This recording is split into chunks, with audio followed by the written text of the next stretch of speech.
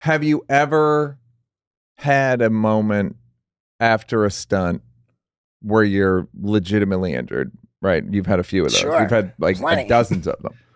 Do you ever think, I wish I didn't have to do this? Yeah, I mean, like all this. Obviously, it's an amazing, like, Yeah. the shit you do means a ton to me. I'm dreading all of the crash test dummy stuff that I have in front of me.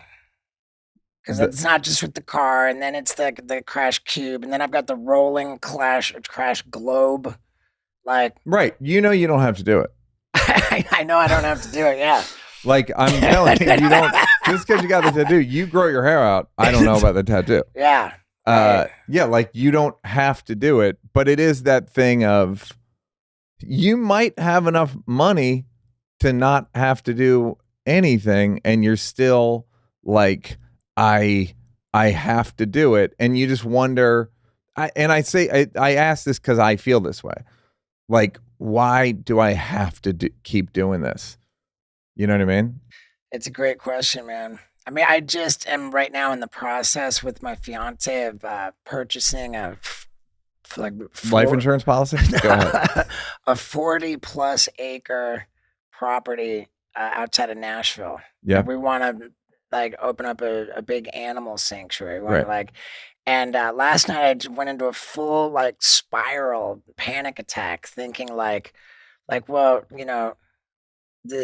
what am I doing? What am I doing? Like, I was throwing around like the math and what it would look like to be on tour for 4 months of the year, in LA for just under 2 months of the year, and a minimum of 6 months and 1 day in Tennessee, so that I'm officially like a There's those taxes. legitimate, yeah, it's a legitimate Tennessee resident.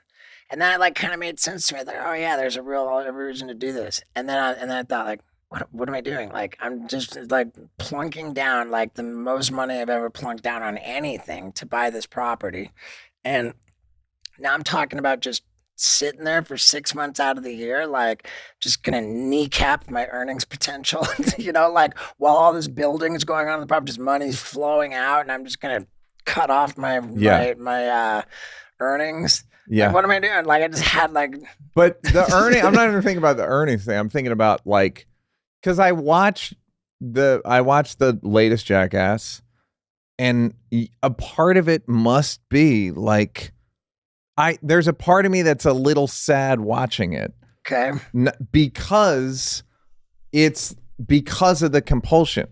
Sure. It's a weird version of the end of Eternal Sunshine of the Spotless Mind, meaning they know how hard relationships are, and they choose to do it again.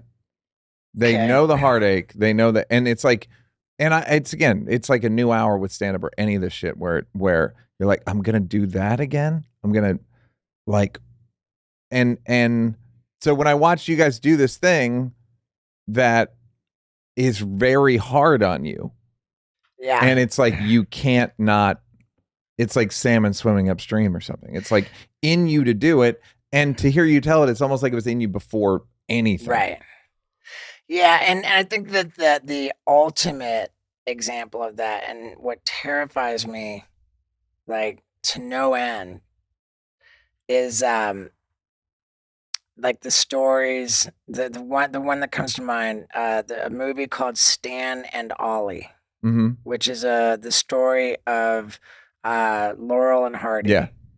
These guys, and there's another one about Buster Keaton, which is an actual documentary. Yeah. Like these people who are like physical entertainers, and like got raw deals in their contracts, weren't good with their money, found themselves in their 60s, 70s, and like just suiting up and getting on stage, like to beat themselves up, like when it's just dark and tragic and sad to watch. Like the same feeling that I got from those, I got when I watched the movie Judy, where Judy Garland is like just, There's something so physical about what you guys are doing. That's not. it's like, and it gets more dangerous every time. Right. With every age, every day of aging, and right. And so it's really scary to me. And I think that like what's interesting is hearing your story. You're like a real fucking raconteur. Like you like telling the stories. You're telling them well. They're interesting. Like you're not just a stuntman. Well, I've definitely evolved. And by the way, thank you. I appreciate the kind words. I've evolved with my comedy, where it's a multimedia thing.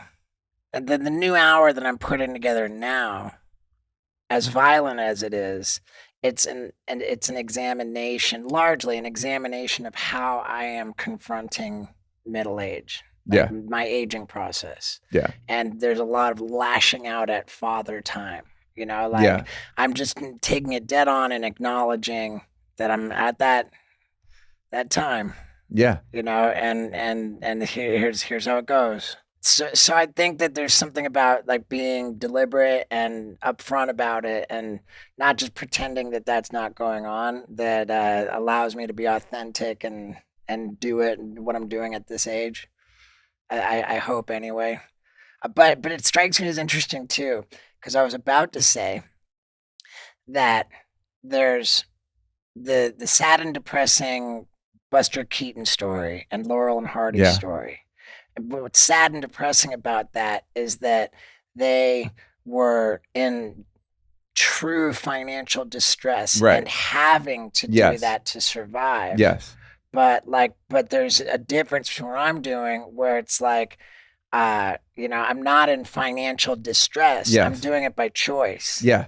And that is an absolute, like, exactly the same thing as what I said about alcoholism. You know, like my family members, like, well, it's going to get me anyway, Yeah. I'm just going to try and enjoy it. It's like, I got alcoholism, but I'm going to, like. I know. Well, that's what's interesting is like, are you a heat-seeking missile for, like, are you just a kamikaze pilot? Like, is there just literally, as you turned on, I see the crash test dummy tattoo. And I worry, and then there's a part of me that's like, I don't know, just go out. Yeah. Or it's like, a good example would be Madonna, right? Right. Ooh, that's a tough one.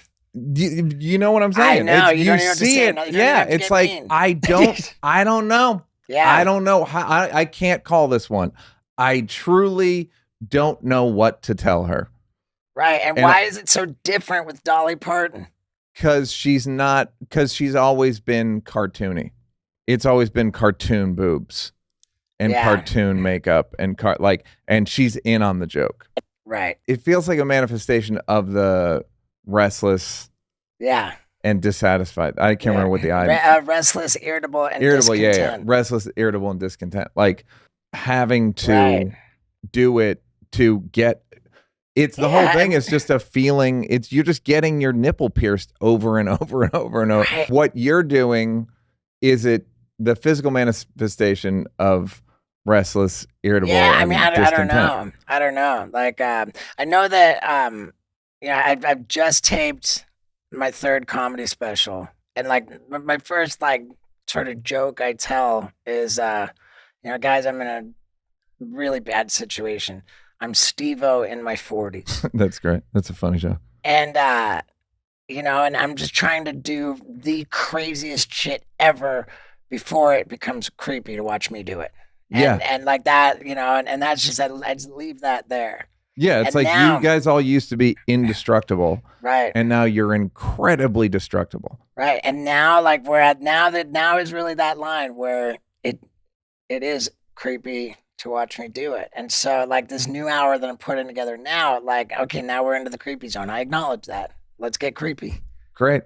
Give me the web, stevo.com. Is that where I find it? Yeah. Hey, did you like that? Did you like that? Yeah. Did you like it though? You want more? Don't want to work? Would rather watch videos of me grab-assing with people? First of all, go up here to subscribe and then go up here to watch more clips.